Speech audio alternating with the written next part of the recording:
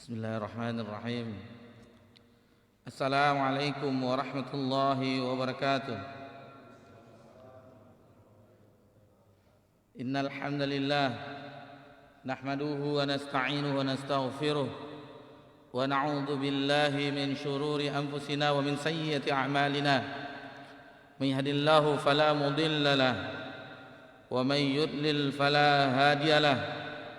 أشهد أن لا إله إلا الله وحده لا شريك له وأشهد أن محمدا عبده ورسوله صلى الله عليه وعلى آله ومن صار على نهجه وتمسك بسنته إلى يوم الدين وسلم تسليما كثيرا. يا أيها الذين آمنوا اتقوا الله حق تقاته ولا تموتن إلا وأنتم مسلمون. يا أيها الناس اتقوا ربكم الذي خلقكم من نفس واحدة وخلق منها زوجها وبث منهما رجالا كثيرا ونساء واتقوا الله الذي تساءلون به والأرحام إن الله كان عليكم رقيبا. يا أيها الذين آمنوا اتقوا الله وقولوا قولا سديدا يصلح لكم أعمالكم ويغفر لكم ذنوبكم ومن يطع الله ورسوله فقد فاز فوزا عظيما. أما بعد فإن أصدق الحديث كتاب الله وخير الهدي هدي محمد صلى الله عليه وسلم وشر الأمور محدثاتها وكل محدثة بدعة وكل بدعة ضلالة وكل ضلالة في النار. Alhamdulillah, puji syukur kehadiran Allah Subhanahu wa taala. Allah Subhanahu wa taala senantiasa mencurahkan nikmat-Nya kepada seluruh makhluk-Nya dan itu tidak pernah terhenti walaupun hanya sekejap mata. Salawat beriringkan salam kepada Nabi kita tercinta yakni Nabi Muhammad sallallahu alaihi wasallam. Bapak-bapak, ibu-ibu jamaah Masjid Ubay bin Ka'ab radhiyallahu anhu yang semoga diberkahi dan dirahmati oleh Allah Subhanahu wa taala. Alhamdulillah, di malam yang berbahagia ini kita memasuki tanggal 4 atau 5 Zulqa'dah tahun 1446 Hijriah, bertepatan tanggal 2 Mei 2025 Masehi. Alhamdulillah, Allah perjumpakan kembali kita setelah lebih kurang 2 bulan.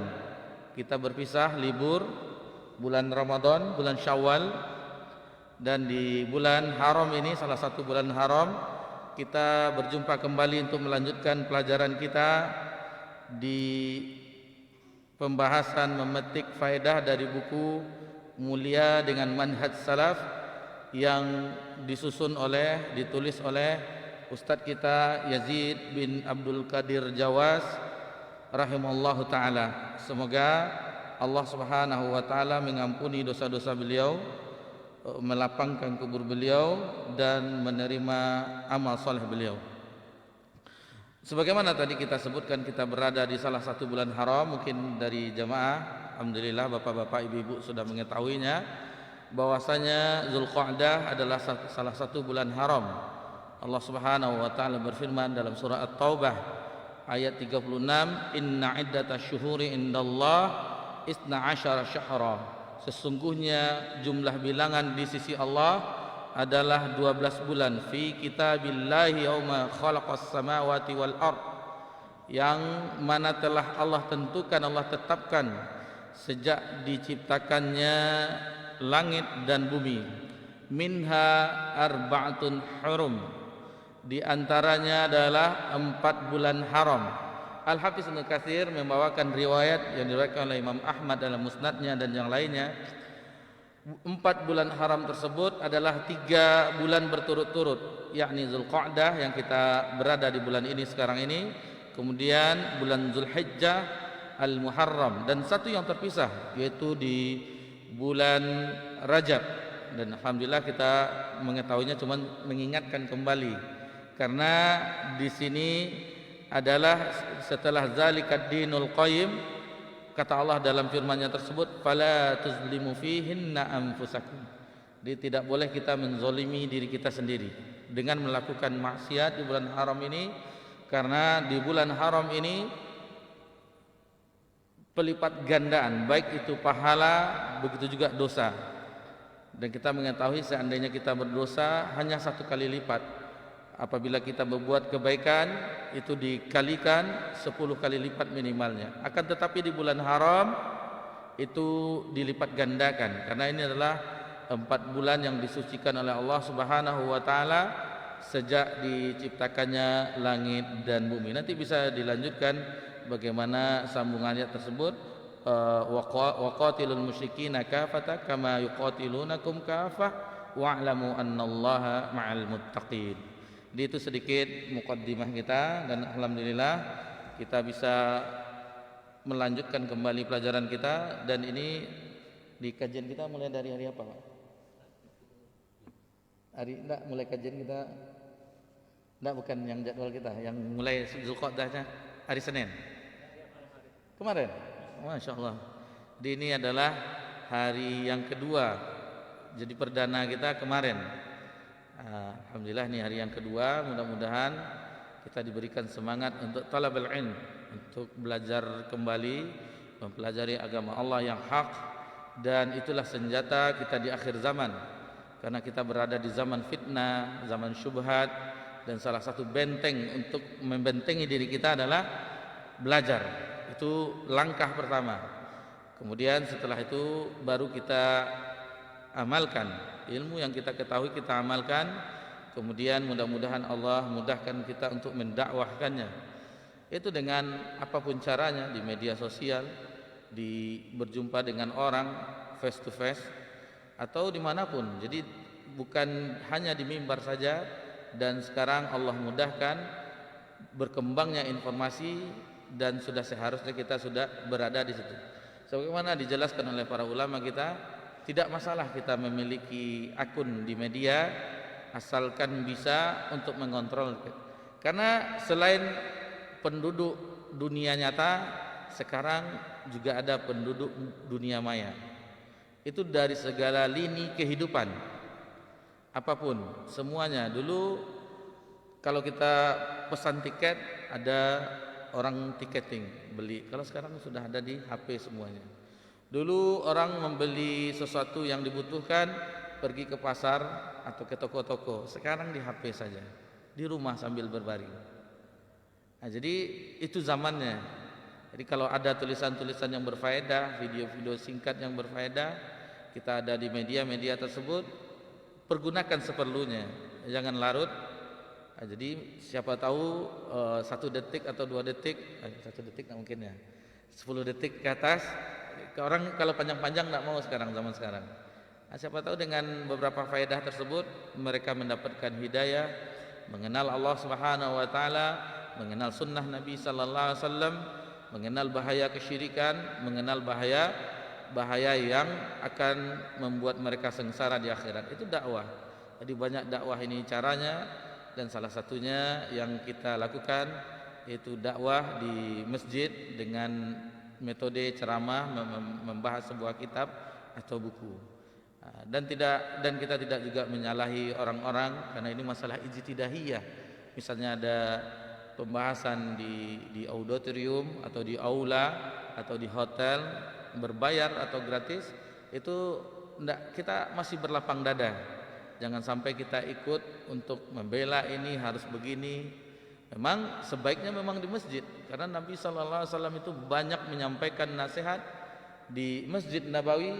Memang banyak keutamaannya, dengan turunnya rahmat, dengan dinaungi oleh malaikat, dengan adanya ketenangan hati, dan nama-nama orang yang hadir di majelis ilmu itu disebut-sebut Allah di sisinya. Itu di penduduk langit. Banyak sekali keutamaan. Jadi kalau ada yang lain, misalnya kita hanya ambil bagaimana, karena kita berada di zaman fitnah yang seharusnya kita juga belajar diam. Jangan kita memperkeruh suasana. Dan terkadang karena postingan kita atau kita share sesuatu, rupanya itu kesalahan. Jadi harus hati-hati kita. Harus hati-hati. Dan hendaklah kita memposisikan diri kita sesuai dengan kadar diri kita. Terkadang kita senyum-senyum saja, karena senyum-senyum ada sebuah kita tahu teman itu bagaimana beliau, akan tetapi dia mengurus antar negara, dunia diurusnya, Hamas diurusnya, Zionis diurusnya, Gaza Palestina diurusnya. Sementara kita senyum. Kenapa kita senyum? Kita mengenalnya. Jangankan dia mengurus dunia, mengurus diri sendiri saja tidak bisa.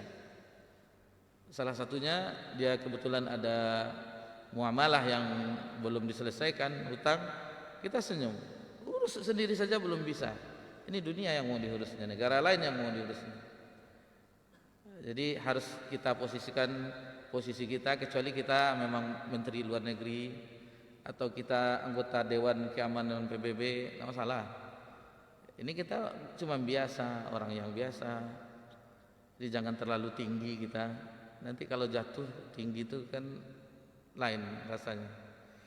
Jadi biasa-biasa saja kita menjadi, maksudnya yang biasa, kita urus diri kita, keluarga kita, anak-anak kita. Anak-anak sudah mulai taat kepada Allah, itu sudah kebahagiaan di dalam rumah tangga kita. Jadi benahi dulu diri kita, keluarga kita. Itu yang di luar itu politik dunia, tidak ada ilmu kita. Jadi ini cuman mengingatkan, siapa tahu di antara kita ada yang larut dalam masalah tersebut. Nah, jadi dikhawatirkan menghabiskan waktu. Seharusnya kita baca Quran, itu yang kita lihat, ini apa balasannya, ini apa komentarnya, sibuk dengan itu. La haula wala quwata illa billah. Baik, kita insyaallah di pertemuan yang ke-12 ini, jadi ini adalah pembahasan kita yang ke-12 di dalam memetik faedah dari buku Mulia dengan Manhaj Salaf. Kita jemput di pertemuan yang 6, yang bab yang ke-6 yang lalu, kita jemput sedikit untuk merefresh kita, karena kita libur cukup lama. Takutnya kita langsung bab 7. Ini apa yang belakangnya sudah lupa. Jadi di bab yang ke-6 itu karakteristik manhaj salaf. Di antaranya ada 6 poin yang kita pelajari, bahwasanya manhaj salaf ini sangat jelas, gamblang dan mudah. Itu yang pertama harus kita yakini, bahwasanya manhaj salaf ini sangat jelas, gamblang dan mudah. Kemudian yang kedua, bersepakat di atas satu manhaj. Jadi kita bersepakat hanya yang sedang kita telah pelajari sebelumnya juga, apa itu yang dibawa, yang diusung oleh manhaj. Ini bukan ormas, bukan ormas pakaian loreng kita ya. Kan sekarang lagi viral, ormas pakai loreng, pakai baret merah pula. Kalau bapak itu peci merah, enggak apa-apa. Ini baret merah, orang di satuan komando Kopassus banyak latihannya. Ini cukup pakai satu pakaian ormas sudah baret merah pula. Itu urusan negara, urusan kita. Nanti diketahui tadi Ustaz enggak boleh. Itu pula muncul berita yang lagi viral kan. Kemudian bersatu di atas kebenaran. Jadi kita bersatu di atas kebenaran.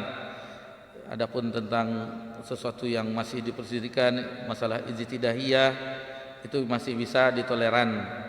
Misalnya ada ini ijtihadnya seperti ini ijtihadnya seperti ini, kita tidak terlalu berlarut-larut, karena kita kembali kepada yang jelas tadi, bahwasanya itu sandarannya jelas, Al-Quran, Sunnah, ala fahmi salaf. Kemudian manhaj salaf adalah manhaj yang adil. Kita berada di atas keadilan, yang dimana di situ tidak mendahulukan hawa nafsu, tidak mendahulukan kepentingan kelompok tertentu, dan kita tidak mementingkan yayasan tertentu, tidak. Selagi itu mendakwahkan Al-Quran ala fahmi salaf, maka kita dukung semuanya. Misalnya kita di yayasan tertentu, yayasan itu bukan tujuan tapi sarana. Ada yayasan yang lain mungkin membutuhkan, yang kita sudah berjalan sebagai mestinya, kita rangkul. Bukan loyalitas berdiri di atas yayasan kita di situ, kita yang lain kita tidak. Dan kenyataan yang kita lihat, perhatikanlah sebagian yang terlalu larut berkecimpung di sebuah yayasan atau sebuah lembaga, maka seolah-olah itu yang didukung, yang lain tidak. Malahan yang dikhawatirkan menjelek-jelekkan yang lain. Sebagai pelajaran contoh, ini di masalah bacaan, tajwid, membetulkan bacaan. Ada kelompok pengajian, istilahnya lembaga pengajian, ya dapat dapat info lah, karena istri juga alhamdulillah uminya anak-anak ini ada pengajian di RTA misalnya, Rumah Tahfiz Akhwat, ada Daris Saada, ada di Abu Darda, ada di RJ Raudatul Jannah, ada di sini mungkin untuk akhwat, dan yang lainnya. Terkadang murid sama murid, ini apa yang dipelajari di situ, itu apa yang di situ, saling menjelekkan. Seharusnya kita bersyukur yang dahulu kita belajar mungkin tahun 80-an, tahun 80-an 90 ke bawah lah, itu kita belajar cuman metode Baghdadiyah. Kalau diiramakan, kalau di kampung halaman, ba'da teba, baba wahbi, ba'da panbu, babibu, kan seperti itu metode Baghdadiyah yang juz amma itu. Sekarang sudah banyak metode, sudah banyak ini. Seharusnya kita berbahagia, kita bisa belajar Al-Quran sesuai dengan makhraj sifatul hurufnya. Lalu kita ada store hafalan bagi yang mengambil tahfiz, alhamdulillah. Jadi jangan belajar tahsin sini, belajar tahsin sini, belajar tahsin sini. Tidak naik kelas habis itu hilang, tidak boleh. Tidak lulus sertifikasi hilang. Tidak, belajar itu bukan harus sertifikasi, tidak. Seandainya sudah bisa kita, bagus bacaan kita, kata guru kita, ustadz kita, sudah kita lanjut. Jangan tinggalkan kajian-kajian seperti membahas tentang akidah yang sahihah, karena itu kita bisa baca Al-Quran, bagus bacaan itu bukan tujuan, tetapi untuk sehari-hari kita baca. Dan perbedaan kita dengan ulama-ulama terdahulu, terutama di generasi salaf, generasi para sahabat, kalau kita mengambil ibadah hanya di tilawah, ya ada hadisnya Ustaz, kan menjelang Ramadan itu kan harus, kata Ustaz di pengajian, alif lam mim itu sudah dapat 30, karena alif itu satu huruf, lam itu satu huruf, dan mim itu satu huruf. Diperbanyak tilawah, memang diperbanyak bacaan tilawah berpahala. Akan tetapi generasi salaf, para sahabat, metode mereka belajar Al-Quran itu dengan 10 ayat 10 ayat. Sebagaimana diriwayatkan oleh Abdullah bin Mas'ud radhiyallahu anhu, kami belajar Al-Quran itu bersama Nabi SAW 10 ayat 10 ayat. 10 ayat kami pahami, kami amalkan. Nah, ini dia, diamalkan. 10 ayat kemudian diamalkan. Jadi mereka dengan Al-Quranul Karim itu dengan mengamalkannya, bukan hanya sekedar tilawah. Tilawah memang iya benar, diperlukan banyak tilawah untuk membersihkan jiwa kita ini, tetapi diamalkan. Begitulah mereka menjadikan Al-Quran itu pedoman hidup mereka. Jadi di situ kita harus tadabbur, menghayati Al-Quran. Afala yatadabbaruna Al-Quran. Dan ini adalah salah satu istiqomah. Kalau kita jelaskan tentang istiqomah, bahwa salah satunya kita supaya istiqomah setelah Ramadan itu dengan tadabbur Al-Quran. Salah satunya tadabbur, pelajari apa maksud ayat ini, apa maksud ayat ini. Misalnya dimulai dengan Al-Fatihah yang kita baca setiap hari di dalam salat kita. Bismillahirrahmanirrahim misalnya, apa maksudnya, apa kata keutamaannya Bismillah itu apa? Alhamdulillahirabbil alamin, kenapa alhamdulillah? Segala puji kenapa tidak asyukru? Dijelaskan oleh ulama tafsir. Dan seterusnya. Jadi kita baca, seandainya kita paham itu Al-Fatihah saja, setiap hari kita mendengar imam bacaan salat jahar, maghrib, isya dan subuh, itu sudah berbeda kita dengan tidak mengetahuinya. Itu akan berbeda hasilnya. Minimal kita menyimaknya, lalu kita paham, mudah-mudahan datang kekhusyuan. Itu yang pertama. Kemudian supaya kita istiqomah juga doa dan seterusnya. Ada beberapa poin, dan yang penting kita apa yang telah kita amalkan, yang kita mudahkan di bulan Ramadan, kita bisa meningkat di bulan setelahnya. Jangan menjadi Ramadaniyun. Ramadaniyun yaitu orang yang hanya beribadah, la ya'rifuna Allah illa Ramadan. Dia tidak mengenal Allah, tidak beribadah kepada Allah kecuali di Ramadan. Ini bi'sal qaum, seburuk-buruk kaum. Tidak boleh. Karena Rabb yang kita ibadah di bulan Ramadan, Rabb yang kita ibadah di bulan Zulqa'dah, di bulan Zulhijjah, Al-Muharram dan seterusnya, sampai hayat kita itu sama Allah. Allah yang kita ibadahi. Lalu kenapa di bulan Ramadan kita seolah-olah kita meningkat ibadah? Memang itu ada keutamaan. Lalu kenapa di bulan lain kita melupakan Allah Azza Jalla? Lalu kita bermaksiat kembali. Waliyazubillah. Waliyazubillah. Jangan Ramadan berlalu seolah-olah mantel keimanan yang kita pakai di bulan Ramadan kita copot kembali, kita gantung untuk tahun depan insyaallah. Jangan. Kita pakai terus. Kita pakai terus. Tape itu sedikit muqaddimah karena kita baru-baru mulai kajian. Mudah-mudahan itu bermanfaat untuk bisa menjalani kehidupan kita, dan tidak lama kita beribadah kepada Allah. Wa'bud rabbak hatta ya'tiyakal yaqin. Ibadahilah Rabbmu sampai datangnya al-yaqin, kematian. Dah mati kita tidak beribadah lagi, tidak ada ibadah lagi. Menunggu di barzakh, itu akhir dari dunia, awal dari akhirat, sampai Allah kiamatkan dunia ini. Baru nanti diminta pertanggungjawabannya di akhirat. Di mana nih si fulan bin fulan, fulan bin fulan, fulanah binti fulan. Kita akan dipanggil dengan nama kita dan dengan nama bapak kita untuk menerima apa yang telah kita torehkan ketika di dunia. Karena kiraman katibin itu dua malaikat yang mencatat kitabain, kiri dan kanan, dan hafizatain, dua yang menjaga kita, satu di depan dan satu di belakang. Jadi dalam sehari semalam 8 malaikat yang selalu menyertai kita, dan mereka bertukar, dalam tanda kutip bahasa kita supaya mudah, bertukar shift itu di waktu subuh dan asar. Jadi waktu subuh yang malamnya sudah selesai tugasnya malaikat tersebut, lalu digantikan dengan yang siang. Nah, setiap saat apapun yang kita lakukan seolah-olah kita menulis untuk diri kita sendiri. Tidak ada satupun. Dan seandainya kita lupa akan diingatkan, bukankah begini di hari ini kita begini, hari ini kita begini. Mudah-mudahan itu kebaikan yang banyak.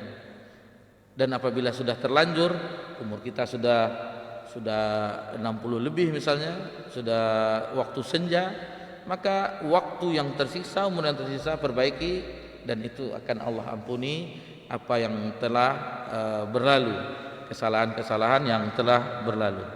Dan 6 bab yang kita ulang lagi. Bab pertama pengertian dari manhaj salaf, bab yang kedua nama-nama lain dari salaf, bab ketiga keutamaan salafus saleh, apa saja keutamaannya. Yang keempat, ini dia dalil bahwa manhaj salaf itu sebagai hujjah.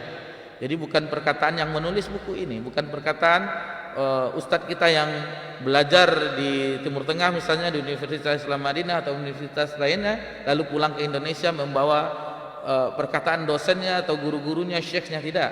Tetapi itu ada di firman Allah. Dalam firman Allah 23 ayat, 23 tempat, dan 22 tempat di hadis Nabi SAW, dan 7 perkataan sahabat Nabi. Dan itu telah kita bahas. Jadi berapa itu? 23, lebih kurang 62 dalil telah kita pelajari. Jadi bukan kelompok yang kata orang itu adalah hizbi, tidak. Kita menyatukan umat sebagaimana tadi karakteristiknya, yaitu untuk menyatukan umat Islam. Baik. Kemudian yang tadi ada yang belum kita sebutkan, manhaj salaf itu wasatiyah, pertengahan, tidak hulu, tidak berlebihan. Manhaj salaf itu hanya satu, tidak bercabang-cabang. Jadi hanya satu, yaitu meniru, mencontoh sahabat Nabi, kemudian 2 generasi berikutnya dari salafus saleh, tabi'in dan tabi'ut tabi'in. Jadi kalau ada orang ingin tahu, tidak, kita bukan salafi, salah fikir, enggak. Kita adalah mengikuti orang yang terdahulu. Kalau sekarang salafi itu salah fikir katanya. Atau yang lain-lainnya, gelar-gelar yang mereka sematkan agar orang menjauhi untuk mempelajari apa itu metode manhaj salaf, apa itu manhaj salaf dalam beragama dan seterusnya, sehingga orang lari jadinya tidak mau mempelajari kebenaran. Dan kita katakan kebenaran karena itu berasal dari firman Allah dan hadis Nabi sallallahu alaihi wasallam. Dengan mengharapkan ridha Allah Subhanahu wa taala, kita memulai pelajaran kita di malam ini memasuki bab yang ketujuh, yakni sifat-sifat yang dengannya seorang muslim berhak dikatakan sebagai salafi. Jadi salafiyah adalah orang yang mengikuti salaf. Ya, itu sudah kita pelajari di definisi. Salaf adalah orang terdahulu, dinisbahkan kepada sahabat Nabi, orang-orang yang ditarbiyah oleh Nabi, diajar oleh Nabi SAW, dibina oleh Nabi, dididik oleh Nabi. Kemudian salafi orang yang ingin meniru orang tersebut. Jadi bukan ini kelompok pemikiran baru, sesuatu yang baru, enggak. Kita balikkan ke zaman Nabi SAW di masalah agama. Masalah agama. Karena sebagian ada yang goncang pikirannya. Kok dibalikan ustaz aja umroh pakai pesawat, kok kembalikan zaman dulu pakai onta lah atau jalan kaki atau pakai himar keledai. Masalah agama.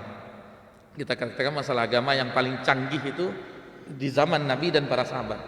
Itu yang paling canggih. Berbeda dengan kehidupan dunia, yang paling canggih adalah yang seterusnya. Mungkin nanti ada sudah mulai sekarang untuk internet 5G. Sekarang baru 4,5 ya. Masih 4G. Nah, nanti ke depannya entah bagaimana lagi kan. Enggak tahu kita.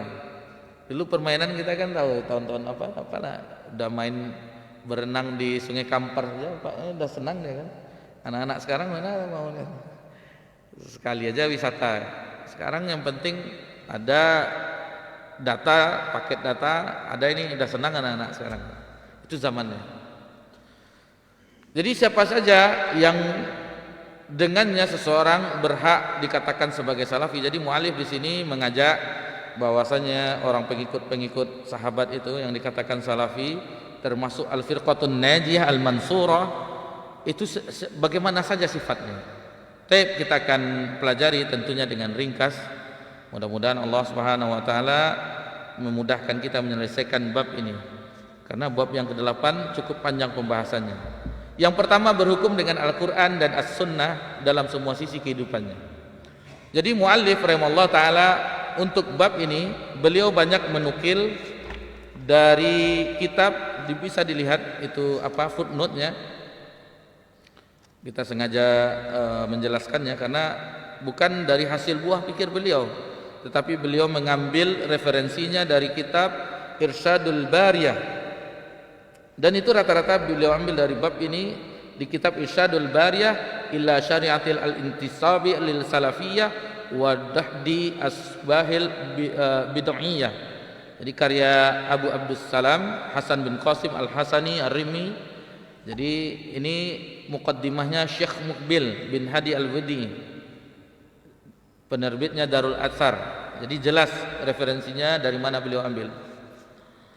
Jadi berhukum dengan Al-Quran dan As-Sunnah dalam semua sisi kehidupan, baik itu masalah akidah, masalah ibadah, akhlak, muamalah, dan secara khusus ketika terjadi perselisihan. Jika kalau terjadi perselisihan, maka wa in tanaza'tum fi syai' farudduhu ila Allah wa rasulih.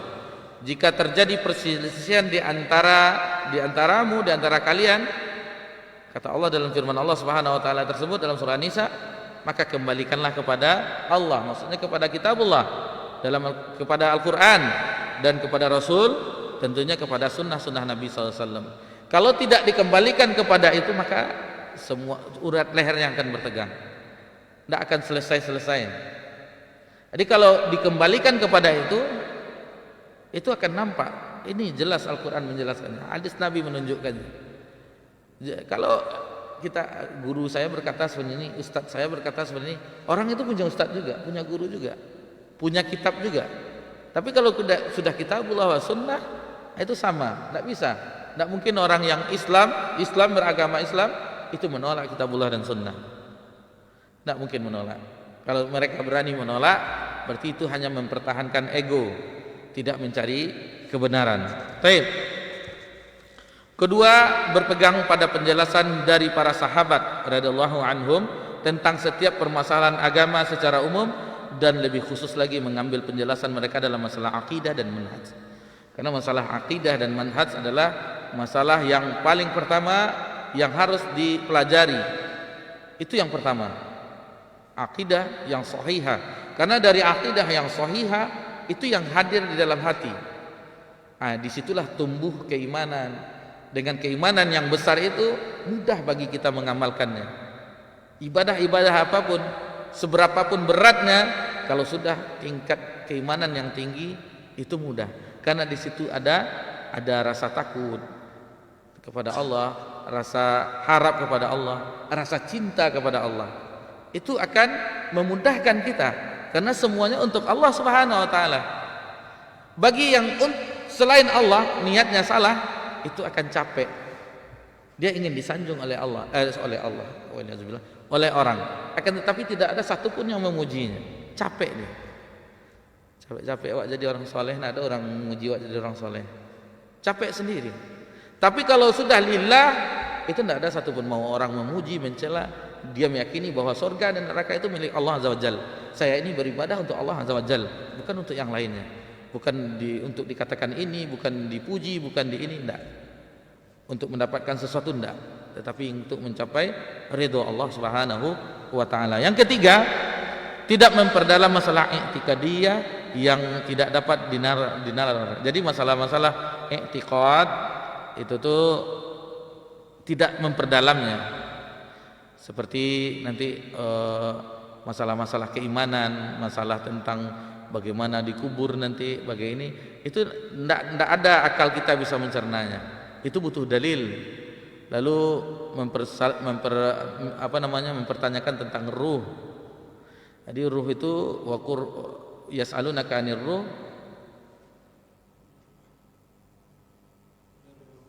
qulir ruhu min amri rabbi. Jadi ruh itu katakanlah ruh itu adalah urusan Rabb. Jadi kalau ada orang belajar batiniyah, syanan awak sabananya, karena kita sama Buya tahu tuh. Buya dah putus marifatnya kan. Asyanan awak sabananya. Kalau awak sabananya itu awak di kuburannya, saya sabananya. Yang ruh itu tahu enggak? Kan yang itu yang ditiupkan oleh malaikat, itu yang Allah tuh. Jadi Allah itu ada dalam badan awak. Mana itu Buya? Kalau jadi itu yang salah, itu enggak, itu salah. Itu kelompok Wahdatul Wujud Batiniyah, dan itu dipenggal di zaman dahulu, itu dipenggal karena sesat. Dan kita mengetahui bagaimana kisah di negeri kita, kisah Syekh Siti Jenar yang berpahaman Wahdatul Wujud, bahwasanya Allah zatnya bersatu dengan makhluk. Di zaman Sunan itulah Sunan Wali Songo. Wali Songo ya. Itu dipenggal, dihukum mati karena keyakinan mereka bahwasanya Allah bersatu dengan makhluknya. Enggak. Jadi ada permasalahan tentang keimanan, masalah tentang itu, maka kita tidak berlarut-larut. Dan itulah yang disebutkan oleh firman Allah, itu di awal-awal dijelaskan dalam firman Allah, dzalikal kitabu la raiba fihi hudal lil muttaqin alladzina yu'minuna bil ghaib. Jadi orang-orang yang beriman itu, orang-orang yang bertakwa itu orang yang beriman terhadap hal yang gaib. Azan? Ya, tayyib, kita azan dulu, insyaallah setelah azan kita lanjutkan. Fadhal.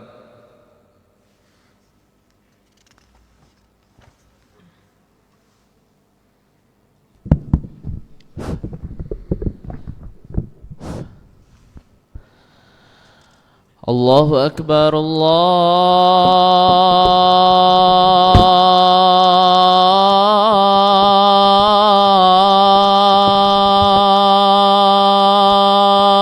Akbar,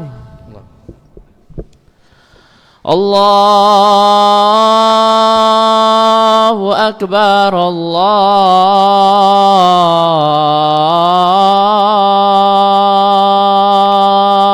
Akbar. أشهد أن لا إله إلا الله.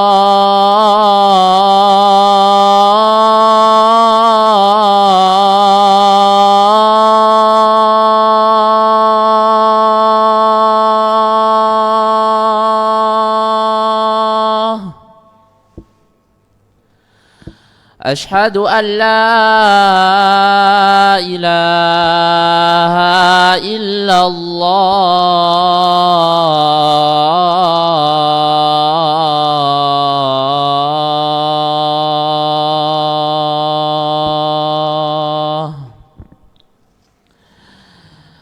أشهد أن محمد رسول الله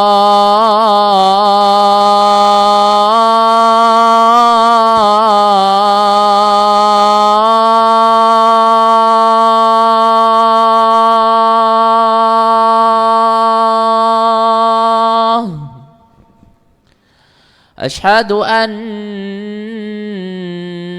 محمد رسول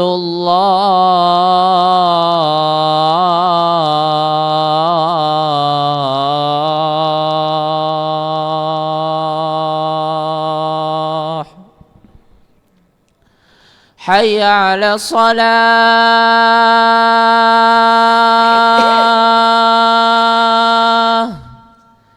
حي على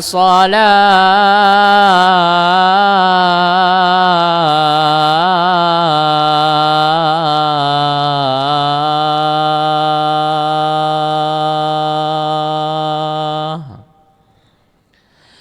حي على الفلاح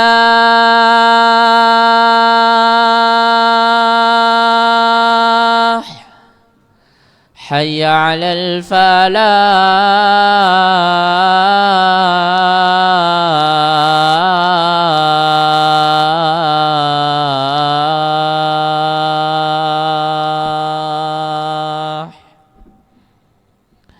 الله أكبر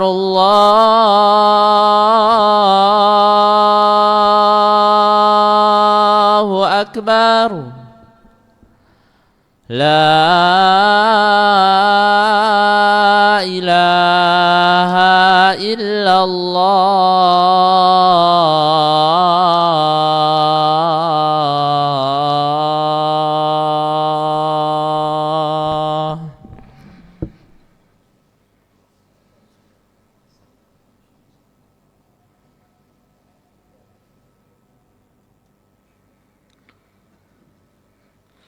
Alhamdulillah wassalatu wassalamu ala rasulillah ma ba'd. Jadi yang ketiga tidak memperdalam masalah i'tiqadiyah yang tidak dapat dinalar oleh akal. Jadi akal itu fungsinya ikhwani fiddin a'adzakumullah yaitu memahami, mengikuti, kemudian meyakini Al-Qur'an dan hadis. Itu fungsi akal kita. Itu fungsinya. Jadi akal itu, dan ini sudah kita pelajari di pertemuan sebelumnya, tidak dikekang dalam agama kita. Jadi akal itu memahami, meyakini dan mengikuti Al-Quran dan Sunnah, bukan untuk menolak dan membantahnya, bukan itu tugasnya. Jadi tidak masuk akal lalu ditolak nas Al-Quran dan hadis, tidak, bukan itu fungsinya, atau membantahnya. Ini kayaknya ayat ini tidak relevan lagi, harus seharusnya begini. Enggak, karena Al-Quran itu mukjizat sampai akhir zaman. Begitu juga dengan hadis Nabi Sallallahu Alaihi Wasallam itu sampai akhir zaman, sampai kiamat. Dua dalil tersebut. Jadi tidak boleh ditolak dan tidak boleh dibantah. Dan apabila telah itu kita lakukan, kita termasuk salah seorang yang boleh dikatakan salafi. Sebagaimana tadi judul bab ini. Tapi masih ragu-ragu juga kita dengan Al-Quran dan hadis. Itu benar apa yang disampaikan Ustadz nih. Hadisnya katanya sahih, tapi tidak masuk akal. Nah, ini hati-hati. Itu was-was seperti itu adalah bisikan syaitan. Karena syaitan tidak mau kita berada di dalam kebenaran. Dia ingin menyesatkan anak cucu Adam. Sampai kapanpun dia akan berusaha. Dan yang menyesatkan Nabi Adam dan istrinya ketika di surga dahulu sampai sekarang, sampai akhir zaman, itu akan tetap ada dia, karena dia minta ditangguhkan. Dan berapa pengalamannya, sudah berabad-abad, bayangkan, sudah berabad-abad, dan yang disesatkannya bukan yang biasa, maksudnya yang dirayu, itu Nabi yang dirayu, apalagi yang orang bermaksiat seperti kita. Tetapi Allah tidak membiarkan. Allah memberi kita senjata, itu Al-Quran. Bayangkan, itu senjata bagi kita untuk melawan iblis, syaitan dan bala tentaranya. Kemudian hadis Nabi SAW. Kalau kita sudah dengan perlengkapan, kita sudah mempelajari Al-Quran dan Sunnah, sudah ada di dalam hati kita, itu tidak berkutik. Bagaimana orang-orang yang menyesatkan, yang memberikan was-was tersebut ingin memalingkan, sementara kita berpegang teguh dengan apa yang telah Allah turunkan, senjata yang Allah berikan. Baik. Yang keempat, orang-orang yang dikatakan sifat-sifat salafi tadi yang ada pada diri seseorang, yaitu memperhatikan tauhid uluhiyah. Nah, ini dia manhajus salaf. Dakwahnya yang utama adalah dakwah tauhid. Tauhid yang paling utama, maksudnya untuk sebenarnya tauhid itu adalah tauhid uluhiyah, tauhid ibadah. Kita mengetahui tauhid dijelaskan oleh para ulama akidah supaya memahami akidah. Yang pertama tauhid rububiyah, supaya kita paham bahwasanya satu-satunya yang mencipta, satu-satunya yang memberi rezeki, satu-satunya yang menghidupkan, mematikan, yang satu-satunya yang mengurus alam semesta ini adalah Allah. Itu rububiyah. Dalilnya mudah. Alhamdulillahi Rabbil Alamin. Rububiyah, Rabb semesta alam. Kita seluruhnya dan apapun yang ada di langit dan di bumi beserta isinya adalah termasuk bagian dari alamin tersebut. Selain alamin itu adalah Allah Azza wa Jalla. Itu yang pertama. Nah, ini yang masalahnya yang kita. Kalau rububiyah ini kalau sudah pahami, ini dia intinya dakwah para nabi dan rasul itu. Itu uluhiyah. Bagaimana perbuatan kita seorang hamba, ibadah yang kita lakukan siang dan malam, baik itu lisan kita, hati kita, niat kita, lalu anggota tubuh kita, bagaimana satu-satunya hanya untuk Allah. Nah, ini dia yang Nabi dakwahkan, bukan untuk berhala, bukan untuk Lata, Uzza, Manat, Hubal, berhala-berhala yang banyak ketika itu. Tidak, tetapi hanya untuk Allah Azza wa Jalla. Blank orang-orang kafir Quraisy. Apalah Muhammad kamat Tuhan berhala yang lain dicampaan. Cuman satu Allah. Qul huwallahu ahad. Hanya satu yang disembah. Sementara di Ka'bah itu banyak berhala-berhala mereka. Blank mereka. Nak masuk akal. Lagi lo Muhammad. Nah, itu bagaimana orang-orang kafir Quraisy awalnya mereka tidak bisa beriman karena Tuhan mereka banyak, dan itu dijadikan satu.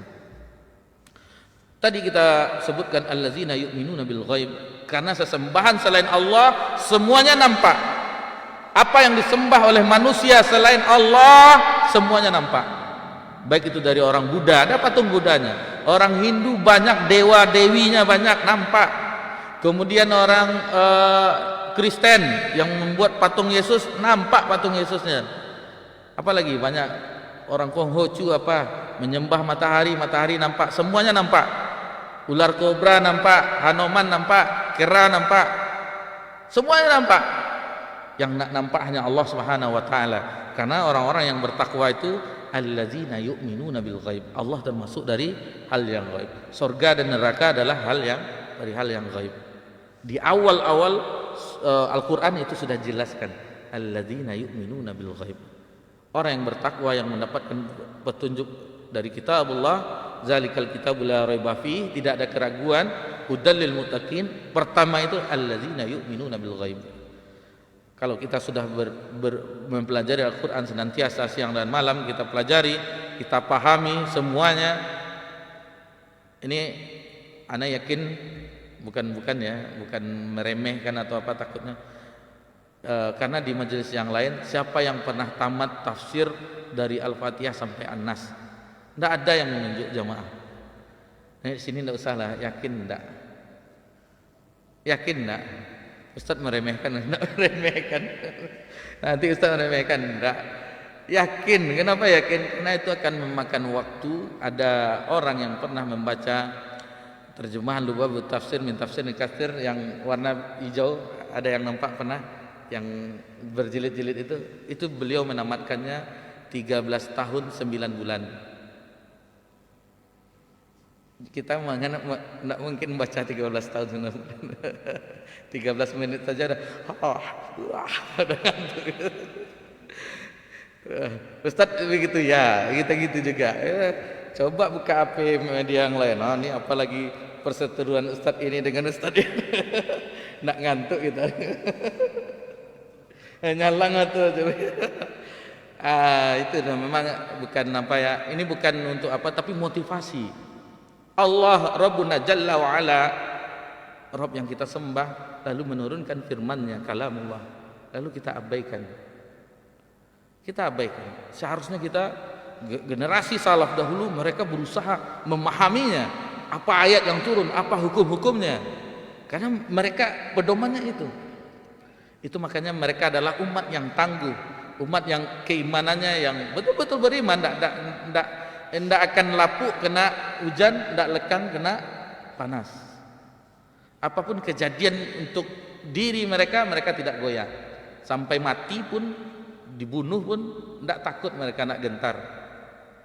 Perhatikanlah keluarga Ammar bin Yasir, itu dibunuh, tetapi tetap beriman kepada Allah Subhanahu wa Ta'ala. Jadi ini dia intinya tauhid uluhiyah, bagaimana kita seluruh ibadah kita, baik itu doa, isti'anah, meminta tolong kepada Allah, istighatsah, berdoa ketika sulit kepada Allah, takut, harap, cinta, tawakal, bernazar, menyembelih dan macam-macam ibadah lainnya. Ini menyembelih nih, panitia nih sekarang sudah dekat nih sembelihan zabh. Jadi harus diperhatikan bagaimana hukum-hukumnya, seterusnya fikihnya. Karena apabila menyembelih, fa iza qataltum fa ahsinu zibha, apabila kamu menyembelih, baguskan sembelihannya. Jangan goloknya seperti gergaji kan, kan binatang Ustaz. Itu orang di rumah potong ada Ustaz, rumah potong yang diurusnya. Yang penting kita dah belajar, satu kali tebas ada dengan betul-betul tajam. Dan bagaimana adab-adabnya, jangan ditakuti hewan kurban dengan senjata kita, disimpan dulu. Lalu jangan ditakuti nomor hewan kurban berikutnya, stres dia, lepas talinya nanti kabur dia, kan banyak tuh yang kabur-kabur karena stres, dah takut mau disembelih. Jadi tentang adab-adab kita sudah belajar agama, bagaimana bayangkan Islam yang ada hukum kisos, ya sekedar itu saja, tidak berlebihan. Mereka mengadakan hukum kisos, tidak terlalu berlebihan, tidak dilempar dengan batu, dengan ini segala macam, sudah selaku eksekusi, dah selesai. Dan itu pelajaran bagi sudah dibalas nyawa dengan nyawa dan seterusnya. Baik, ini firman Allah Subhanahu. Jadi di sini muallif menyebutkan semuanya rata-rata, kebanyakan contohnya di sini adalah ibadah hati, karena ibadah hati itu lebih utama dibandingkan ibadah anggota badan. Niat itu di hati, ikhlas itu di hati, khusyuk itu di hati. Dan apabila itu sudah mantap yang apa di dalam hati, istilahnya sudah kuat ikatannya dengan Allah Subhanahu wa taala, itu ini hati rajanya, ini tentaranya. Badan, kepala itu ditundukkan oleh hati. Dan memang kita kenyataannya coba yuk pergi kita mancing, tidak tergerak hati yang bodoh, kan itu. Kalau sudah tidak tergerak hati itu tidak akan mau itu diajak, karena hatinya yang tidak tidak membuat kekuatan bagi anggota badannya melakukannya. Ini firman Allah Subhanahu wa taala dalam surah Al-Anbiya ayat 25, "Wa ma arsalna min qablika min rasulin illa nuhi ilaihi annahu la ilaha illa anna fa'budun." Dan kami tidak mengutus seorang rasul pun sebelum engkau wahai Muhammad, melainkan kami wahyukan kepadanya bahwa tidak ada ilah yang berhak ibadahi dengan benar selain aku, maka beribadahlah kepadaku. Walaqad ba'atsna fi kulli ummatin rasula. Di ayat yang lain, an ya'budullah wa jatanibut taghut. Tidaklah kami mengutus di setiap umat ini seorang rasul, an ya'budullah, untuk beribadah kepada Allah, wa jatanibut taghut, dan menjauhi segala taghut, sesembahan selain Allah. Yang kelima, tidak berdebat dan tidak bermajelis dengan ahlul bidah. Di sini kita kita tidak robah-robah apa yang ditulis oleh muallif. Terkadang ada seorang segan kita ahlul bidah, karena fobia masyarakat. Di sini memang seperti itu. Karena memang kalau kita misalnya tidak sesuai dengan sunnah kepanjangan, karena tidak sesuai dengan sunnah itu berarti bid'ah. Tidak mendengarkan perkataan mereka dan tidak menyampaikan syubhat-syubhat mereka, ini adalah jalan para salafus soleh. Ini dia seorang dai, kita semuanya yang mengetahui apapun dalam bentuk apa yang perkataan-perkataan orang yang menyelisihi kebenaran tidak usah disampaikan, dan kita menjauhkan diri, jangan didengarkan. Allah berfirman dalam surah Al-An'am ayat 68, "Wa idza ra'aital ladzina yakhuduna fi ayatina fa'rid anhum hatta yakhudu fi haditsin ghairi." Apabila engkau Muhammad melihat orang-orang memperolok ayat kami, maka tinggalkanlah mereka hingga mereka beralih ke pembicaraan yang lain. Wa imma yunsiyannaka syaitanu fala taq'ud ba'da dzikra ma'al qaumiz zalimin. Dan jika setan benar-benar menjadikan engkau lupa akan larangan ini, setelah ingat kembali janganlah engkau duduk bersama orang-orang yang zalim. Misalnya ada orang membicarakan memperolok agama Allah, ayat Allah, ajaran Allah yang mereka enggak perlu kita duduk situ, tinggalkan. Dan ada beberapa kisah dibawakan di sini. Pertama, Asma bin Ubaid rahimahullah, dua orang pengekor hawa nafsu. Jadi pengekor hawa nafsu itu orang-orang yang menyimpang tersebut masuk menemui Muhammad bin Sirin. Muhammad bin Sirin adalah salah seorang ulama terdahulu, salah seorang perawi dari Imam Bukhari. Jadi Imam Bukhari di rantai sanadnya ada Muhammad bin Sirin. Lalu keduanya berkata, "Wahai Abu Bakar, bolehkah kami menyampaikan satu hadis kepadamu?" Beliau menjawab, "Tidak boleh." Keduanya berkata lagi, "Kalau begitu bolehkah kami membacakan satu ayat dari kitabullah azza wajal?" Beliau menjawab, "Tidak boleh. Kalian pergi dariku atau aku yang pergi dari kalian." Karena syubhat. Kata Syekhul Islam Ibnu Taimiyah rahimahullah taala, syubhat kalau sudah masuk ke dalam hati itu sampai hari kiamat tidak keluar. Jadi hati-hati. Itu makanya orang zaman dahulu ketika ada syubhat, ahli syubhat berbicara sampai menutup kupingnya, tidak mau dengar. Karena kalau tidak masuk pendengaran, masuk dalam hati, ini hati jadi terkotori. Sementara kita di media, mana yang syubhat, mana yang benar, syahwat di situ ada juga. Ini bagaimana keimanan kita akan naik. Otomatis setiap hari hidangan kita itu otomatis kita malas ibadah. Kalau sudah malas kita ibadah, malas baca Quran, malas semuanya, itu adalah dampak dari maksiat. Kalau sudah ada dalam diri kita, itu dampak dari maksiat. Perbanyak istighfar, kembali kepada Allah azza wajalla. Kemudian Sufyan Ats-Tsauri rahimahullah taala, barang siapa mendengar suatu bid'ah, maka janganlah ia ceritakan kepada teman-temannya dan janganlah lemparkan bid'ah itu ke dalam hati mereka. Jadi kalau ada sesuatu yang menyimpang, jangan kita ceritakan ke orang, ini begini, ini pendapat yang ini. Terkadang seseorang itu tidak bisa memfilter, dikhawatirkan yang menyimpang itu yang disimpannya di dalam hati. Nah, ini salah satu metode di dalam agar tidak membahas hal-hal yang menyimpang di dalam agama. Maksudnya bagi orang yang lemah mencernanya. Adapun untuk agar terjauhi dari perihal tersebut itu tidak mengapa. Yang keenam, bersemangat dan bersungguh-sungguh menyatukan jamaah dan kalimat kaum muslimin di atas Al-Quran dan As-Sunnah dalam menurut pemahaman salaf. Jadi ini sebagaimana firman Allah dalam surah Ali Imran ayat 103, wa'tasimu bihablillahi jami'a wa la tafarraqu, dan berpegang teguhlah kamu semuanya pada tali agama Allah dan jangan kamu bercerai-berai. Abdullah bin Mas'ud radhiyallahu anhu berkata, "Wahai manusia, hendaklah kalian taat dan mengikuti al-jamaah, karena ia adalah tali Allah yang kalian diperintah untuk berpegang teguh dengannya. Apa yang kalian tidak sukai dalam al-jamaah," ini maksud al-jamaah sini kita sudah mengetahui itu adalah para sahabat radhiyallahu anhum, lebih baik daripada apa yang kalian sukai dalam perpecahan. Al-Imam Abu Ja'far At-Tahawi rahimahullah taala, ya, yang ini adalah salah satu matan akidah Ahlussunnah. Beliau bermazhab Hambali. Jadi di dalam masalah akidah itu a'immatul arba', imam kita yang 4 itu mereka sepakat dalam masalah akidah. Meskipun dalam ibadah mereka ada perbedaan pendapat, tetapi dalam masalah akidah hampir 100%. Ada sedikit sedikit mereka tidak sama, akan tetapi hampir 100% itu mereka sama. Jadi akidah aimatul arba'.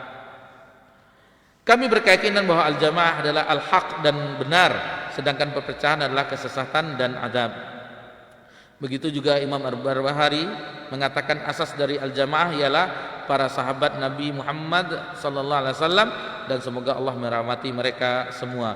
Mereka adalah ahlus sunnah wal jamaah. Jadi kata-kata ahlus sunnah wal jamaah ini adalah kata-kata yang semua kaum muslimin, kelompok kaum muslimin ingin menisbahkan diri kepada ahlus sunnah wal jamaah, karena mereka lah satu-satunya yang dijamin selamat. Di dalam hadis iftarakul ummah yang sudah kita bahas sebelumnya, 73 golongan perpecahan umat Nabi SAW, hanya satu yang selamat, ahlus sunnah wal jamaah. Jadi semuanya ingin menisbahkan diri ke ahlus sunnah wal jamaah. Akan tetapi apalah yang pengakuan mereka ahlus sunnah wal jamaah? Sebagaimana kata penyair dahulu apa? Banyak orang yang mengaku mencintai Laila, tetapi Laila tidak mencintainya. Banyak orang mengaku ahlus sunnah wal jamaah, tetapi ajaran-ajaran karakteristik ahlus sunnah wal jamaah tidak ada pada dirinya. Seandainya yang kita bahas tadi itu ada pada diri kita, maka mudah-mudahan kita termasuk dari ahlus sunnah wal jamaah. Itu nama lainnya, salafi, firqatun najiyah, apalagi al-ghuraba. Itu telah kita pelajari sebelumnya istilah-istilah tersebut.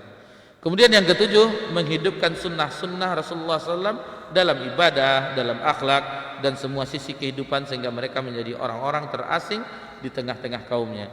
Jadi kita munculkan lagi sunnah Nabi SAW, dan apabila itu kita munculkan dan sebagian besar kaum muslimin tidak mengetahuinya, maka kita akan dianggap orang yang asing di tengah-tengah mereka. Sebagaimana hadis Nabi SAW, badal islamu ghariban, Islam itu awal-awalnya gharib, aneh, asing. Wasa'udu kama bada'a ghariba, kelak akan kembali asing sebagaimana awalnya. Fatuba lil ghuraba, maka beruntunglah orang-orang yang asing, yang aneh. Maksudnya yang aneh bukan yang menyeleneh, tetapi yang sesuai dengan sunnah Nabi SAW. Karena orang tidak mengamalkan apa yang diamalkan oleh Nabi SAW, sehingga tersebarlah apa yang menyelisih sunnah Nabi SAW. Lalu kita beramal sesuai sunnah Nabi SAW, kita dianggapnya yang aneh. Misalnya contoh untuk memahami kita, anggap standar baik itu putih. Contoh saja, standar yang jelek itu hitam. Coba 100 orang pakai baju hitam, lalu kita datang pakai baju putih, kan kita yang aneh. Paham kan maksudnya? Nah, itu bagaimana orang sudah mengamalkan menyelisih sunnah Nabi SAW, lalu kita amalkan, kita yang dianggap aneh. Sebagaimana awal-awal dahulu ketika Nabi menampakkan bagaimana agama Islam, apa yang dibawa Muhammad? Apa yang dibawa Muhammad? Muhammad ini sobiak, maksudnya orang yang keluar dari agama mereka. Nah, jadi mengatakan Muhammad itu bahasa kita udah keluar dari agama kita katanya. Maksudnya agama nenek moyang mereka. Baik.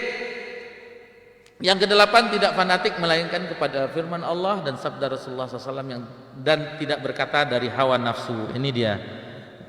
Allah Subhanahu wa taala berfirman dalam surah Al-Hujurat ayat pertama, ya ayyuhalladzina amanu la tuqaddimu baina yadayillahi wa rasulih. Wahai orang-orang yang beriman, janganlah kamu mendahului Allah dan Rasulnya.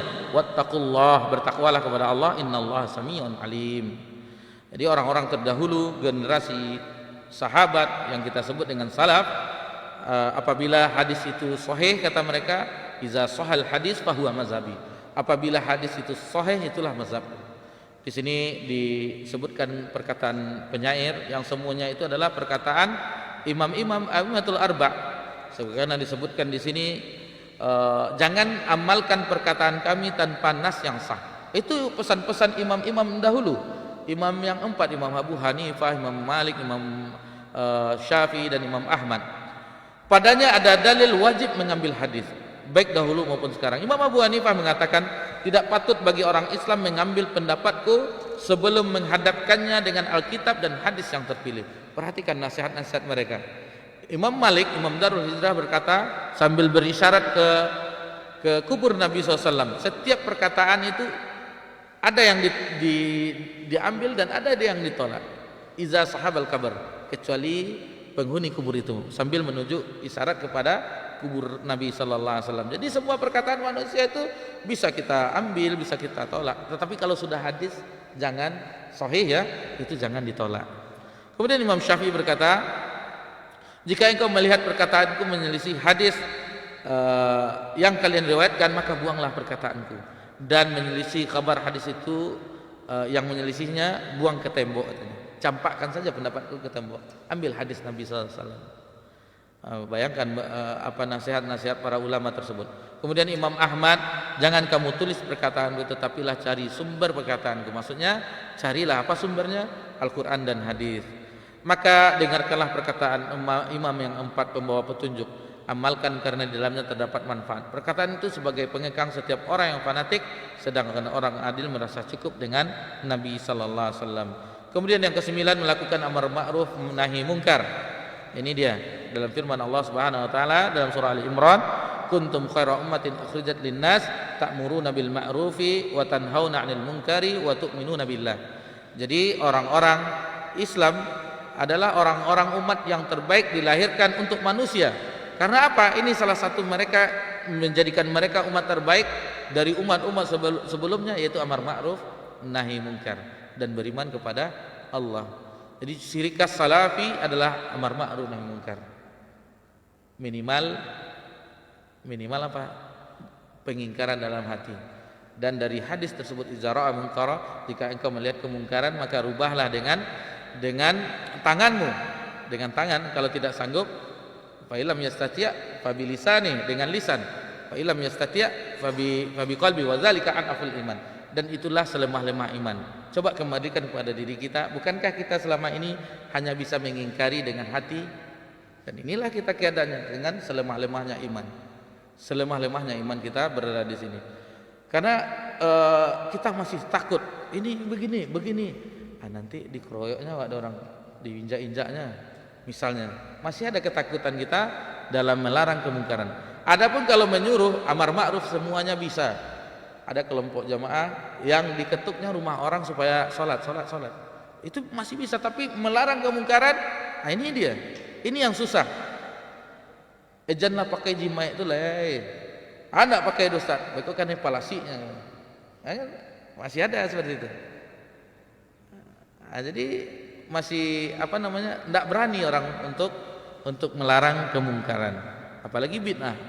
Itu hanya orang-orang tertentu saja yang Allah beri taufik untuk bisa menyuarakannya. Yang ke-10, membantah setiap orang yang menyelisih manhaj salaf, baik muslim maupun kafir, setinggi dan serendah apapun kedudukannya, baik menyelisihnya itu dengan sengaja maupun karena kesalahan.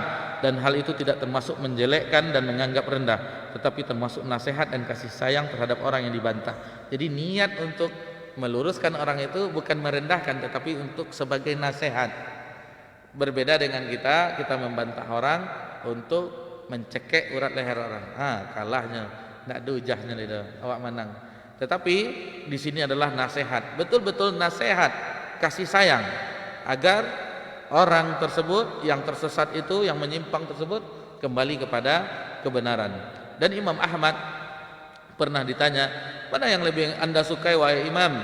Seseorang yang melakukan puasa, sholat, iktikaf, ataukah orang yang membantah bid'ah? Beliau menjawab, orang yang melakukan ibadah tadi, puasa yang seterusnya, iktikaf, itu hanya untuk dirinya. Sementara orang yang melarang, membantah ahlul batil, ahlul bid'ah, itu akan bermanfaat bagi umat. Ini perkataan Imam Ahmad bin Ambal rahimallahu taala. Baik. Kemudian yang ke-11, membedakan antara kesalahan yang berasal dari ulama-ulama Islam yang mendasari dakwahnya yang dimulai di atas manhaj salaf, manhaj sunnah, sehingga kesalahannya itu termasuk dalam ijtihad yang diberikan satu ganjaran, sedangkan kesalahannya ditolak, dan antara kesalahan-kesalahan para dai penyeru bid'ah dari orang-orang mendasari dakwah mereka yang tidak dimulai dari manhaj sunnah, sehingga kesalahan mereka terhitung sebagai perbuatan bid'ah. Nah, jadi ini membedakan kesalahan antara orang yang para ulama-ulama ahlus sunnah yang tergelincir dengan orang yang ahlul bid'ah, itu dibedakan. Karena para ulama atau ustadz-ustadz yang mendakwahkan kepada sunnah itu tidak maksum. Mereka juga bisa salah, tetapi jangan dibuli ketika salah. Berbeda orang yang dasarnya memang tidak di atas akidah Ahlussunnah, ketika ada kesalahan memang dari awalnya dia ada salah. Dari awal sudah salah. Berbeda dengan dai-dai atau ulama-ulama yang tergelincir, mereka awalnya berada di atas kebenaran, tetapi tidak ada yang menjamin dia sampai 100% benar. Tentu dalam masalah pengambilan pendapat ada kekeliruan. Jangan dibuli. Jangan gara-gara aislah orang awak bu ya, gara-gara nira setitik rusak susu sebelanga. Gara-gara satu kesalahan, malas Ustaz tuh. Kan gitu. Tidak boleh, harus adil kita. Harus adil kita dalam menyikapi. Yang ke-12, taqarrub, mendekatkan diri kepada Allah dengan cara mentaati orang yang telah dijadikan Allah Ta'ala sebagai ulil amri, pemimpin bagi kita. Tidak memberontak kepada mereka, mendoakan mereka dengan kebaikan dan keselamatan, dan tetap menasihatinya secara jujur. Ini tentang hubungan dengan ulil amri, pemimpin. Tidak memberontak dan mendoakan mereka. Adapun hak kita, seandainya mereka zalim, hak kita tunaikan, kewajiban kita tunaikan, hak kita Allah akan berikan di akhirat kelak. Jangan kita khawatir. Jangan seperti orang-orang yang pergerakan harakiyun, mereka apa kebijakan pemerintah itu diselisihi. Sampai kapan mereka redo? Sampai pemimpin itu berasal dari partai mereka atau kelompok mereka. Itulah orang harakiyun. Kita tidak seperti itu. Siapapun jadi pemimpin itu kita patuh dan taat, tetapi sesuai dengan apa yang Allah dan Rasulnya gariskan. Apabila menyelisih apa yang telah ada di Kitabullah dan Sunnah, tentu kita tidak patuh. Hanya untuk kemaslahatan kebaikan yang ma'ruf, itu yang kita taat kepada pemimpin. Yang ke-13, hikmah dalam berdakwah mengajak kepada jalan Allah. Jadi hikmah, ikhwani fiddin azakumullah, sesuai dan benar dalam perkataan dan perbuatan, serta menempatkan sesuatu pada tempatnya. Jadi hendaklah perkataan kita sesuai dengan perbuatan. Jangan sampai kita mengajak kepada kebaikan lalu kita tidak melakukan kebaikan. Kita melarang kemungkaran, kita melakukan kemungkaran. Waliyadzubillah. Ini lilin. Dia menerangi manusia tetapi dia sendiri yang terbakar. Jadi di sini ada metode dakwah lemah lembut, dan ini hukum asalnya. Hukum asalnya adalah dakwah itu lemah lembut. Tetapi perlu juga tegas dan keras apabila dibutuhkan. Jadi seorang dai itu di dalam agama umpama seorang dokter. Dia tahu dosisnya. Ini dosisnya kalau dokter memberikan resep ini cukup yang 200 mili. Nah, ini agak parah nih, yang 500 miligram. Nah, dokter tahu itu racikannya, tahu. Begitu juga para dai, dia harus mengetahui mad'unya, orang yang didakwahinya. Ini orang yang baru tahu dengan agama, baru bertaubat, ini lalu diberikan yang berat-berat, enggak. Yang utama dahulu, setelah syahadat ajarkan salat, berwudu, bacaan salat ini. Jangan dibahas pula ini enggak boleh, yang ini nanti ini bid'ah. Ini enggak, jangan sampai ke situ dulu. Karena ya, untuk khitan saja ada cemas orang masuk Islam. Khitan ada cemas dia tuh. Sunat itu kan, ada cemas dia tuh. Dipotong katanya kan. Ada cemas dia, apalagi dengan amalan-amalan yang berat-berat. Enggak, karena innad dina yusrun, agama ini mudah. Agama ini mudah, jangan buat orang lari. Jadi kita jangan gara-gara kita orang bertanya kepada kita, kalau kita tidak ada kapasitas ilmu menyampaikan, yuk kita ke Ustadz Fulan. Kan ada beberapa Ustadz yang tinggal di sini, misalnya di masjid ini ada orang bertanya tentang agama, kita tidak ada kapasitas ilmiah untuk menjelaskan. Ustadz kita ada beberapa tinggal di sini, kita ajak ke rumah Ustadz tersebut, atau mungkin Ustadz itu yang datang kemari ada waktu luang. Jadi jangan sampai kita tidak ada tidak baguslah nanti penyampaiannya, dia khawatirkan orang lari dengan agama yang mulia ini. Rasulullah SAW bersabda, inna rifqa la yakunu fi syai'in illa zana. Sesungguhnya kelemah lembutan tidaklah ada pada sesuatu kecuali akan menghiasinya. Wala yunza'u min syai'in illa syana. Dan tidaklah ia dicabut dari sesuatu kecuali akan mengotorinya. Jadi di sini disebutkan oleh Syekh bin Baz rahimahullah, tidak diragukan lagi bahwa syariat Islam yang sempurna datang untuk memperingatkan dari bahaya ghulu, berlebih-lebihan. Tidak boleh kita berlebih-lebihan dalam beragama, menyuruh berdakwah kepada jalan yang hak dengan hikmah, nasihat yang baik, serta membantah dengan cara yang baik. Tetapi sikap keras tidaklah dibiarkan begitu saja di tempatnya. Pada sikap lemah lembut dan diskusi yang baik tidak lagi bermanfaat. Jadi ada masanya yang kita tegas, sebagaimana Nabi SAW melihat Umar membawa Taurat. Jadi situ Nabi tegas, keras. Apakah engkau ragu dengan firman Allah Subhanahu wa taala, seandainya Musa hidup di zamanku tidak beriman kepadaku, masa Musa tempatnya di neraka. Jadi ada sesuatu permasalahan, Nabi juga tegas pada tempatnya. Pada tempatnya tadi, perkataan dan perbuatan sesuai, dan itu pada tempatnya. Ada kita keras seperti di khotib Jumat, itu Nabi suaranya keluar, Nabi mukanya merah sebagaimana komando perang yang mengingatkan pasukan ada musuh di balik bukit. Seperti itu Nabi, berapi-api. Ini khotib segala usikum bitaqwallah, lalu entah kemana-mana, ngantuk jamaah, tidur jamaah. Lagi mesti kita pakai AC, siang hari pula belum makan siang, ada lama tidur. Jadi Ustaz, bagaimana supaya kita tidak tidur Ustaz? Supaya tidak tidur, ya salah satunya pengurus masjid cari khotib-khotib. Alhamdulillah kita tidak masalah kan, Ustaz kita alhamdulillah. Yang kita di tempat-tempat yang lain terkadang sudah 30 menit, misalnya jam 12 itu azan, sekarang 12.13 kan, udah hampir jam 1 belum juga selesai lagi, udah berepisode-episode orang mimpi. Ini khotib harus Nabi di situ ringkas, padat, bahkan Nabi hanya membawakan ayat Al-Quran sudah. Ini sampai jamaah tidur. Dan salah satu lagi, ini sedikit hiburan supaya, karena hanya 2 poin lagi, supaya kita tidak ngantuk pas khotbah Jumat itu. Jadi khotib kita tidak ngantuk. Nah mungkin khotib tidur kan. Ini sedikit hiburan saja. Yang ke-14, memberikan perhatian yang besar terhadap ilmu yang bersumber dari Al-Quran, As-Sunnah dan asar salaful ummah, serta mengamalkannya dan meyakini bahwa umat ini tidak akan menjadi baik jika mereka memperhatikan ilmu dan amal saleh. Ini kita jelas terus mengajak kepada Al-Quran dan Sunnah, mengajak Al-Quran Sunnah di atas pemahaman sahabat. Itu yang dakwah kita. Itulah dakwah Ahlus Sunnah, yang kita menisbahkan diri ana salafiyin, saya salaf. Bukan nanti ada di satu pengajian, mungkin Abu Imran tahu, ciri khas dakwah ini adalah dakwah tauhid, melarang kepada kesyirikan. Lalu iseng kan, apa itu tauhid? Anda tahu? Padahal ciri khas dakwah ini adalah dakwah tauhid.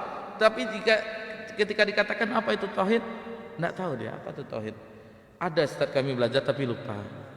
Nah, ini dia permasalahan. Jadi kita harus betul-betul paham kita. Ini dakwah tauhid, inti tauhid, apa saja itu tauhid, apa saja yang membatalkan tauhid, bahayanya, lawannya syirik, apa saja itu syirik yang termasuk kesyirikan. Nah, itu dia.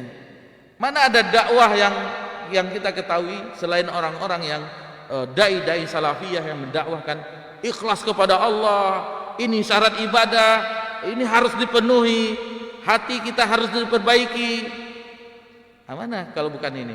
Ini syirik, ini hati-hati. Itu banyak. Tidak ada orang yang mau. Seandainya dakwah ini berhasil, itu kubur-kubur itu tidak ada orang mengambil karomah ini semua, berkah-berkah tidak ada lagi. Orang penuh masjid ini, bukan ke kuburan itu ngambil berkah, karomah segala macam lagi. Tidak ada yang viral lagi, air PDAM bocor, air berkah. Tidak ada itu lagi. Nah, ini karena khurafat itu masih sering dibawakan oleh orang-orang yang atas nama agama, ya tanda kutip. Lalu ini semuanya karomah. Akhirnya Walid pun karomah kan. Astagfirullah. Kadang-kadang itulah Walid itu ya. Nah, ini ada sisi positifnya, ada sisi negatifnya. Yang ke-15, bersemangat melakukan tasfiyah, pemurnian dalam setiap bidang agama dan tarbiyah, mendidik generasi di atas ajaran yang telah dibersihkan. Maksudnya metode tasfiyah, tarbiyah ini disebutkan oleh ulama, dan ini Syekh Muhammad Nasiruddin Albani rahimahullah taala, tasfiyah ini yaitu memurnikan. Karena kita sebelumnya belajar dengan metode mungkin dengan tariqah ini dahulunya. Buya tariqah apa dulu? Satariyah atau Naqsabandiyah? Satariyah. Nah, jadi Buya itu belajar dari itu dulu. Itu ditasfiyah, dimurnikan, dihilangkan itu dulu. Itu ndak dodo Buya. Nah, jadi apa tariqahnya? Tariqah Nabi Muhammad SAW. Karena kata ulama seluruh tariqah, seluruh jalan untuk menuju surga itu sudah tertutup. Tidak ada jalan ke surga itu. Illa tariqah, kecuali jalannya Muhammad sallallahu alaihi wasallam. Tidak akan dibuka pintu surga itu sebelum Nabi SAW masuk. Jadi pindah ya tariqah Muhammad sallallahu alaihi wasallam ya. Nah, jadi yang dulu-dulu keyakinan itu, mungkin kita dahulunya waktu kuliah kita seorang yang harakiyun, yang mencela pemerintah, demo ini segala macam dulu kan enggak tahu. Kan ada yang kuliah tahun 98 di sini kan. Itu suatu kebanggaan kita memakai baju alma mater turun ke jalan. Zaman dulu tuh. Itu S1. Nah, jadi dihilangkan semuanya, dihilangkan, ditasfiyah, dimurnikan, lalu ditarbiyah dengan Al-Qur'an wa sunnah. Hati kita itu ditarbiyah dengan walladzi ba'atsa fil ummiyina rasula. Apa? Walladzi ba'atsa fil ummiyina rasula yatlu 'alaihim ayatihi wa yuzakkihim wa yu'allimul kitab wal hikmah. Jadi kita diajarkan dengan kitab dan sunnah, dan itulah tarbiyah. Taib, itulah 15 karakteristik atau di antara hal-hal yang harus, sifat-sifat salafi yang harus ada pada diri kita. Seandainya itu semuanya ada, maka berbahagialah, layaklah kita dikatakan salafi. Tapi kalau tidak, hanya sekedar pengakuan, yang mana tadi banyak orang mengaku mencintai Laila tetapi Laila tidak mencintainya.